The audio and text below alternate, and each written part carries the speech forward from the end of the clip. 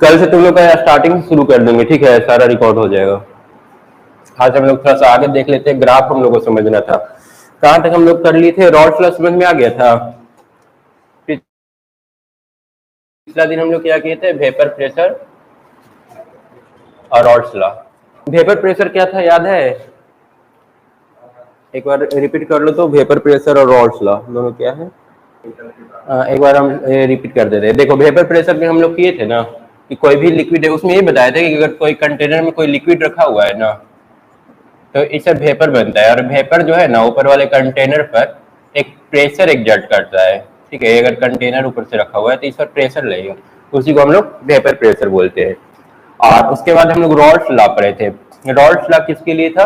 Rawls law था अगर किसी सॉल्यूशन में दो दो कंपोनेंट मिला हुआ है ना, मान लो कि इसमें इतना दूर अल्कोहल है, मतलब अल्कोहल प्लस वाटर दोनों इसमें मिला हुआ है।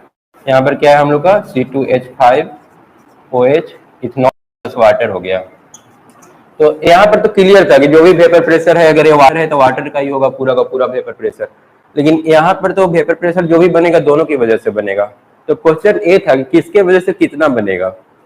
तो उसी के बारे में रॉल्स लॉ बताया था कि ये जो प्रेशर होगा ना किसी एक कंपोनेंट का, जिसको हम लोग पार्शियल प्रेशर बोलेंगे, क्योंकि एक का निकाल रहे हैं ना तो पार्शियल हुआ, दोनों को मिलाएंगे तो फुल ऑफ प्रेशर होगा।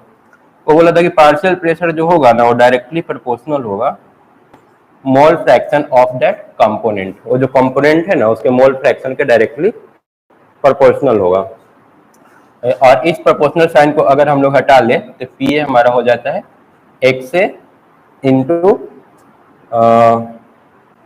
तुम्हारा पी ए नॉट, ठीक है। ये तुम्हारा जो ओरिजिनल प्रेशर है ना, ओरिजिनल प्रेशर के mole fraction times partial pressure हो जाता है। ये बताया था ना हम लोग का जो पार्शियल प्रेशर होगा एक से इंटू पी ए नॉट के बराबर होगा, है ना। यहाँ पर ये लिखा हुआ है पी ए बराबर एक से into p A not. Rawls law तब आता है, एक्टिव तब होता है जब बात हो रहा होता है दो कंपोनेंट का, दो चीज आपस में मिक्स हो। क्यों जरूरत पड़ता है?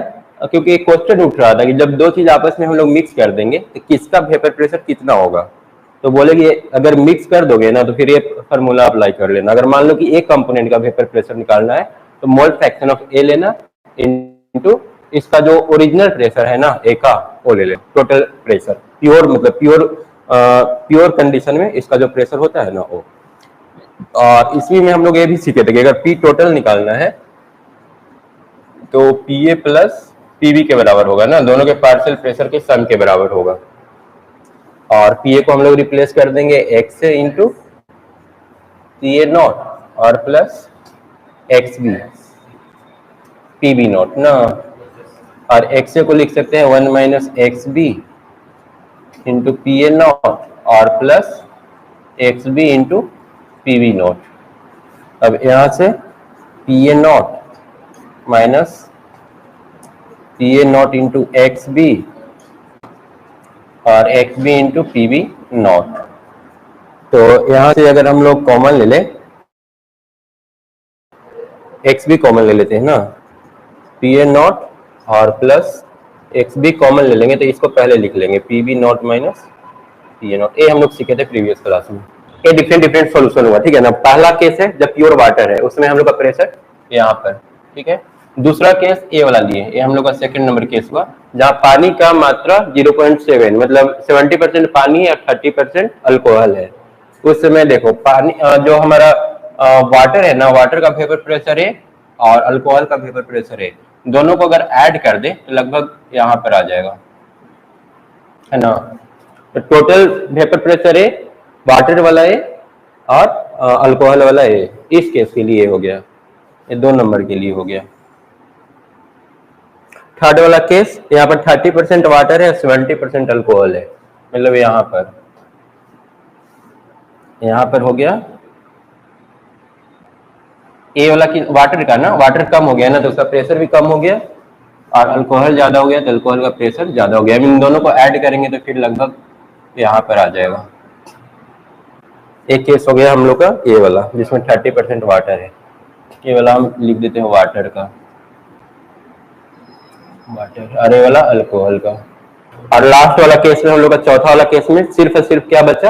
अल्कोहल। x बराबर 1 है ना, 100% अल्कोहल हो गया। तो अब ये वाला अल्कोहल का, इन दोनों का सम अगर निकालेंगे तो यही वाला आ जाएगा ना। अगर इन दोनों को मिला देना तो हम लोग को टोटल वेपर प्रेशर मिलता रहेगा। ये हम लोग का टोटल वेपर प्रेशर हो गया। हाँ तो वही तो है, कुछ नहीं मिला हुआ है, प्योर हो गया। हाँ नहीं रहेगा, नॉट लगा हुआ है, नॉट जहाँ भी लगा हुआ है मतलब प्योर का प्रेशर है। यहाँ पर लिख दोगे केस 1 हो गया, केस 2 हो गया, केस 3 हो गया और एक केस 4 हो गया, और चारों का यहाँ पर फिगर बना हुआ है। हो गया ना सर, जब रॉल्स लॉ लिखने के लिए आएगा ना तुम लोग को, तो रॉल्स लॉ में 3 चीज लिखोगे। क्या क्या लिखोगे एग्जाम में अगर आता है तो? 3 चीज क्या क्या लिखना होगा? रॉल्स लॉ में हम लोग को 3 चीज लिखना होगा। पहला उसका डेफिनेशन लिखना होगा। डेफिनेशन क्या लिखोगे? हम लोग लिखेंगे according to Raoult's law partial vapour pressure, नहीं वो लिखा हुआ है तो इसमें जीरोक्स में। डिफिनेशन पहले लिखेंगे कि partial vapour pressure of any component is directly proportional to mole fraction of that component. ये हम लोग का डिफिनेशन हो जाएगा। सेकंड में हम लोग क्या करेंगे? सेकंड में हम लोग प्रूफ करेंगे कि पीटी जो होता है ना वो पीए प्लस पीबी के बराबर होगा। अरे प्रूफ कर करके फाइनली क्या आया था? यस सर, इसका तो देखो ना, अभी तो आज ही तो किए हैं ये वाला। बोलो तो क्या है? पी ए नॉट प्लस एक्स बी, और पी ए नॉट में p b nought minus P A nought है, p b nought minus P A nought. ये तुम लोग को प्रूफ करना होगा। और तीसरा वो ग्राफ बनाना होगा, ये वाला। ये 5 नंबर का आएगा कम से कम। पी ए नॉट पीबी नॉट एक्स से इक्वल टू 1 से लेकर के 0 कर देना, और यहाँ एक्स बी कर देना 0 से लेकर के 1 तक। बस इतना लिखेंगे हम लोग, 5 नंबर का ही रहेगा। ठीक है, रॉल्स लॉ पूरी तरह से कंप्लीट। अब आते हैं टाइप ऑफ सॉल्यूशन। एक होता है आइडियल और दूसरा नॉन आइडियल। नॉन आइडियल का फिर 2 टाइप हो जाएगा, सॉल्यूशन शोइंग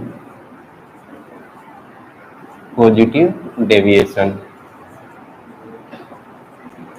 और solution showing negative deviation. Solution showing positive deviation from Rawls law, solution showing negative deviation from Rawls law. यहाँ पर देखो, solution showing positive deviation from Rawls law, और एक तो और होगा solution showing negative deviation from Rawls law. हो गया ना? अब देखो ये सब है क्या, ये हम लोग को समझना है कि आइडियल सॉल्यूशन और नॉन आइडियल सॉल्यूशन फर्क क्या होता है दोनों में, और पॉजिटिव और नेगेटिव डेविएशन है क्या। देखो जब हम लोग सॉल्यूशन लेते हैं ना, तो जैसे मान लो कि ये तुम्हारा वाटर मोलिक्यूल, इसको ले लेते हैं, पानी है इसमें, ठीक है ना। तो पानी में जो 2 वाटर होगा, 2 वाटर के मोलिक्यूल होंगे, एक दूसरे से अटैच होंगे, एक अट्रैक्टिव फोर्स लग रहा होगा इन दोनों के बीच में। मान लो कि इसका ए और ए के बीच में बॉन्ड है, दोनों वाटर का मोलिक्यूल होगा, दोनों को हम ए ज्यूम कर ले रहे हैं, दोनों वाटर मोलिक्यूल इस तरह से बंधा हुआ होगा, ठीक है ना। और यहाँ पर हम लोग ले रहे हैं अल्कोहल H5OH। यहाँ पर मान लो अल्कोहल का अपना जो मोलिक्यूल होगा ना, एक दूसरे के साथ इस तरह से बंधा होगा, है ना। उसके बाद जब इन दोनों को मिलाएंगे ना, मिलाएंगे तो वहां पर कुछ चेंजिंग होगा। चेंजिंग क्या होगा? एक बॉन्ड टूटेगा ए और ए के बीच में, बी और बी के बीच में बॉन्ड टूटेगा, और एक नया बॉन्ड बनेगा ए और बी के बीच में। जब इन दोनों को हम लोग मिक्स कर देंगे तो एक नया चीज यहाँ पर बन करके रेडी होगा, और यहाँ पर हम लोग का रहेगा बॉन्ड ए और बी के बीच में।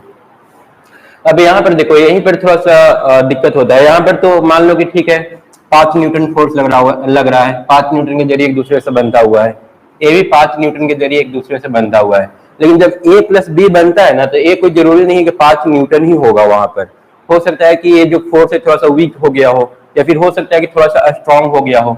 ये 6 भी हो सकता है, 5 भी हो सकता है, और 4 भी हो सकता है। मतलब जो फोर्स है ना, वो घट भी सकता है, बढ़ भी सकता है, या फिर इक्वल भी रह सकता है। नहीं, डेंसिटी और मास से हम लोग को मतलब नहीं है। अगर यहाँ पर नया बॉन्ड बन रहा है, तो दोनों के बीच तो नया बॉन्ड बना, तो फिर हो सकता है कि एटम थोड़ा दूर ही रह जाए, है ना। जैसे ए और बी के बीच में मान लो कितना डिस्टेंस है, और जब ए बी के बीच में बना तो हो सकता है कि डिस्टेंस थोड़ा ज्यादा हो गया, या फिर हो सकता है कि डिस्टेंस थोड़ा सा कम हो गया। तो अगर कम होगा तो बॉन्ड और ज्यादा स्ट्रांग हो जाएगा, और अगर ज्यादा होगा तो बॉन्ड थोड़ा सा वीक हो जाएगा, जल्दी टूटेगा वो।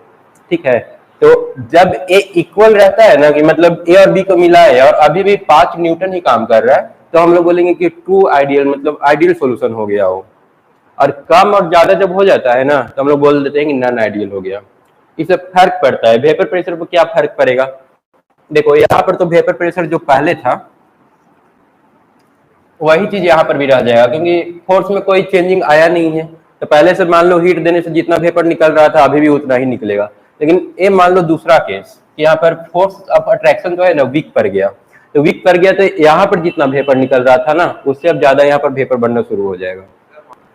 ठीक है, तो यहाँ पर अगर 5 रहा तो कोई फर्क नहीं पड़ेगा, जितना वेपर प्रेशर पहले था उतना ही मतलब रहेगा। लेकिन इसमें क्या होगा, जब 4 न्यूटन हो जाएगा ना तो फोर्स जो है थोड़ा सा वीक हो गया। और 4 न्यूटन होने से क्या क्या इफेक्ट पड़ेगा? पहला, अगर 4 न्यूटन हो गया, 4 न्यूटन हो गया ना तो मतलब फोर्स तो वीक हो गया। फोर्स वीक हो गया तो गर्म करेंगे तो ज्यादा वेपर बनेगा, है ना। तो इसका वेपर प्रेशर इंक्रीज कर जाएगा, वेपर प्रेशर इंक्रीज हो जाएगा। दूसरा क्या होगा, वॉल्यूम पर क्या इफेक्ट पड़ेगा? देखो यहाँ पर फोर्स ऑफ अट्रैक्शन कमजोर हो गया। ठीक है, मतलब एटम सब दूर दूर पर आ गए, दूर दूर पर आ गए तो वॉल्यूम क्या हो जाएगा, बढ़ जाएगा। डेल भी ग्रेटर देन 0 हो गया। तीसरा, हीट पर, हीट का बात करते हैं, हीट पर क्या इफेक्ट पड़ेगा? देखो जब ये बॉन्ड हम लोग तोड़ते हैं ना तो उसके लिए हीट देना पड़ता है। मान लो कि यहाँ पर 10 जूल देना पड़ा होगा।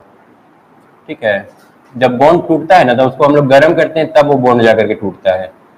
तो अगर ए और ए टूटा होगा तो हम लोग को कम से कम 10 जूल मान करके चलो कि देना पड़ा होगा। अब यहाँ पर ये बॉन्ड बन रहा है, ठीक है ना, तो बनेगा ना बॉन्ड, तो जब ये हीट क्या करेगा, रिलीज करेगा, रिलीज। ठीक है, अब रिलीज करेगा। अगर वीक बॉन्ड बन रहा है तब तो कम रिलीज करेगा हीट, और अगर स्ट्रॉन्ग बॉन्ड बन रहा है तो हीट ज्यादा रिलीज करेगा।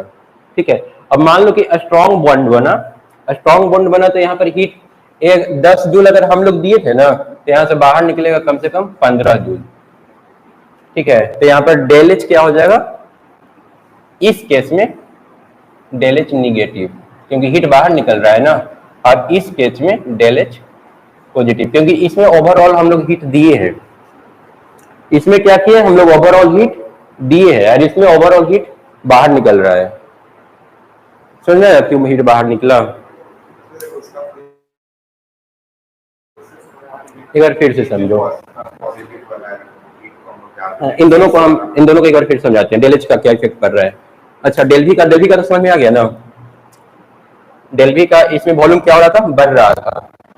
तो डेल वी मतलब क्या, V final minus V initial, तो फाइनल वाला तो ज्यादा हो गया ना, तो इसलिए यहाँ पर डेल वी क्या आ रहा है, पॉजिटिव आ रहा है। इसमें डेल एच क्या आया, डेल एच भी पॉजिटिव आया ना।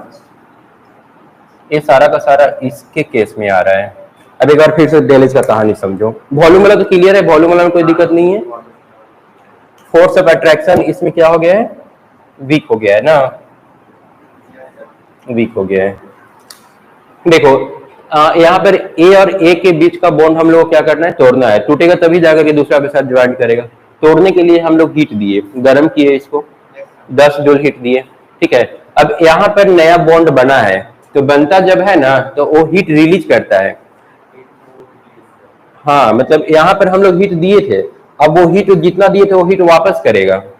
तो अगर उतना ही स्ट्रॉन्ग बॉन्ड रहा तब तो मतलब जितना दिए थे उतना ही रिलीज कर देगा, कहानी खत्म। लेकिन अगर बाय चांस वीक कमजोर रहा ना तो रिलीज उतना ज्यादा नहीं करेगा, कम रिलीज करेगा। ठीक है, देखो यहाँ पर ऐसे समझो कि जैसे एक तो ए और ए इतना दूर है और ए और बी इतना दूर है। ठीक है, इसको तोड़ने के लिए हम लोग कितना दिए, 10 जूल। जब ये बनेगा ना तो बहुत दूर रह गया ना, वीक बॉन्ड बना, तो वीक बॉन्ड बना तो तोड़ने के लिए जितना लगा ना उतना ये रिलीज नहीं करेगा, ये रिलीज करेगा 8 जूल से। हाँ, जितना ज्यादा स्ट्रॉन्ग इसको जितना करीब लाओगे ना उतना ज्यादा हीट बाहर निकलेगा। यहाँ पर हीट दे रहे हैं, यहाँ पर बाहर निकल रहा है। बाहर कब ज्यादा निकलेगा, बाहर जितना इसको क्लोज लगाओगे उतना ज्यादा बाहर निकलेगा, जितना स्ट्रॉन्ग बॉन्ड बनेगा उतना ज्यादा हीट बाहर निकलेगा। अब हम लोग को डेलेज पता करने के लिए कि डेलेज पॉजिटिव होगा या फिर निगेटिव होगा, उसके लिए हम लोग टोटल काउंट कर लेते हैं कितना हीट दिए और कितना हीट निकला, ठीक है ना। अगर ओवरऑल हीट अगर निकला है, अगर ओवरऑल हीट निकला है तो हम लोग बोलते हैं कि डेलेज हमारा जो है वो निगेटिव है, डेलेज लेस देन 0। अब हम इस केस में देखेंगे कि ओवरऑल हीट क्या हुआ है, देना पड़ा है कि रिलीज हुआ है। यहाँ पर 10 जूल और यहाँ पर 8 जूल निकला, तो ओवरऑल तो देना पड़ा ना, 2 जूल देना पड़ा, तो इसमें डेलेज क्या बोलेंगे, पॉजिटिव बोलेंगे, क्योंकि निकला नहीं, ओवरऑल चला गया हीट, हम लोग हीट वेस्ट हो गया। जब हीट वेस्ट होता है तो हम लोग बोलते हैं पॉजिटिव हुआ है, और जब कम होता है, अब यहाँ पर देखो ए बॉन्ड स्ट्रॉन्ग बना मतलब ए और बी आप काफी करीब आ गया, तो यहाँ पर जो हीट रिलीज हुआ होगा ना काफी ज्यादा हुआ होगा, और 10 है तो कम से कम 15 जूल हीट रिलीज हुआ होगा। तो ओवरऑल यहाँ पर हीट रिलीज हुआ, जब ओवरऑल हीट रिलीज हुआ तो डेलेज क्या बोलेंगे, निगेटिव। तो इसलिए इस केस में डेलेज, इस केस में मतलब दूसरा वाला केस में जो होगा डेलेज निगेटिव होगा। दूसरा वाला केस में सबसे पहले डेल भी क्या हो रहा है, दूसरा वाला केस में, दूसरा वाला केस में तुम लोग बताओ तो क्या क्या होगा, डेल भी पर क्या असर पड़ेगा इस केस में जब स्ट्रॉन्ग बॉन्ड बनेगा तो।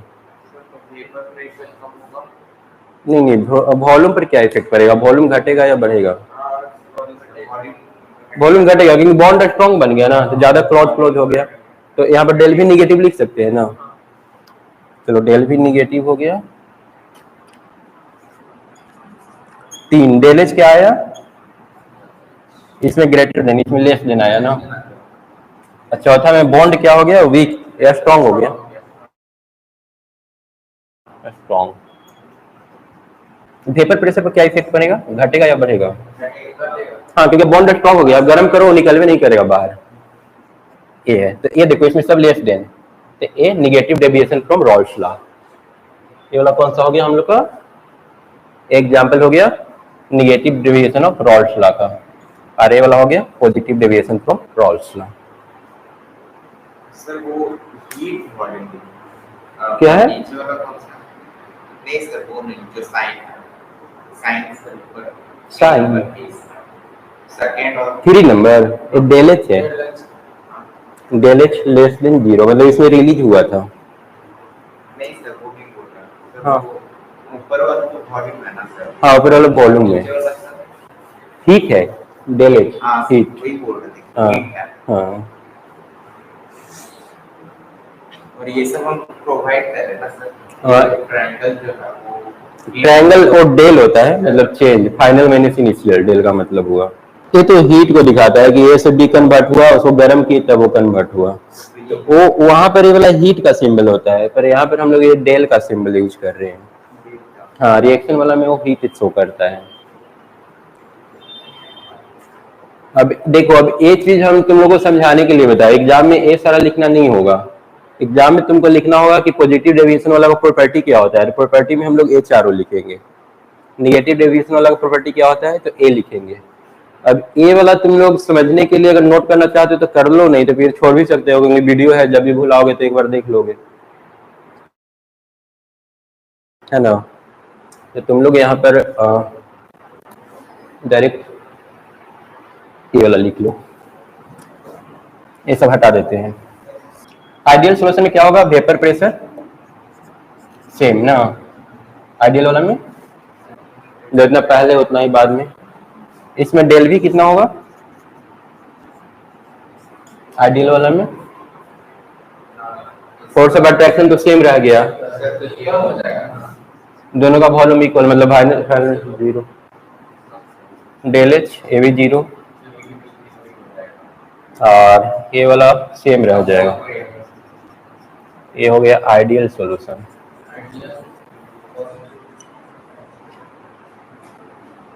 Solution showing positive deviation from Rawls law.